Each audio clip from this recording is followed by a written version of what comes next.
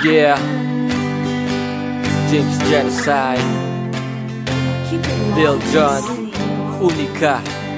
Yeah, kamusta po kayo ngayon? Maayos sana ang lahat. Salamat sa Panginoon pagkat ngayon lamang uli nagkataong magkaroon ng oras at panahon para ipaalam sa'yo aking ina itong aking nadaramang lungkot sa tuwing ako'y nag-iisa at naaalala pa ang mga nakaraan na kay siya at iyong kalingan na sobra talaga kung magparamdam ng pagmamahal at arugang walang makakapantay sa pag-aalaga mo lang ako nasanay at marami pong salamat sa lahat-lahat na sakripisyo at paghihirap. Mairaos lamang kahit di sapat at mabigyang kulay ang proseso mabuhay sa mundong ito at ito ang sulat ko na para sa iyo, mahal kong ina, sumasayo.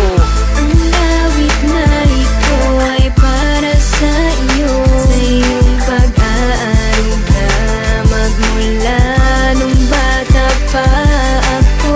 Tinuro mo sa'kin ang mabuhay ng tapat, kaya naman ngayon nagpapasalamat sa buhay na ibinigay. Aking ingay, salamat sa bawat paggabay na nagbibigay lakas kahit ako ay pasaway. At kahit na alam ko na kayo lang ang nag-iisa, ay gagawin pa rin lahat basta't kami ay sumaya. Habang kasama ka, hindi mo makikita na malungkot o may pigate o iniisip ang problema. Kapag nakita mo kami ay nakangiti, nawawala ang pagod mo, nawawala rin ang hapde. Di mo na iisipin ang pasakit ng nakaraan. Salamat po aking ina pagkat kayo ang dahilan kung bakit ako'y bumangon sa aking pagkadapa. Tumulong at nagsabi na lumayo ka sa masama. Dahil sa oras ng problema ay kayo lang ang kasama. Baluktot ko na ugali ay inyong binasura. At ngayon alam mo na kung sino ang mahalaga. Aking inay, salamat sa lahat ng inyong ginawa.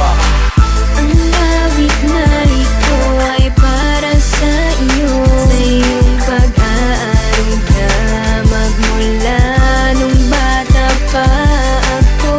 Tinuro mo sa'kin ang mabuhay ng tapat, kaya naman ngayon nagpapasalamat sa buhay na ibinigay mo. Kamustahin naman natin si inay, ang nagdala sa atin ng 9 na buwan sa sinapupunan, ang nagbigay buhay sa atin. Minsan ba naalala mo pa siyang kamustahin? Mula pagkabata hanggang pagtanda, siya na ang umalalay sa atin. Kaya iparamdam natin hanggat siya'y nabubuhay pa. Salamat sa iyo, ina.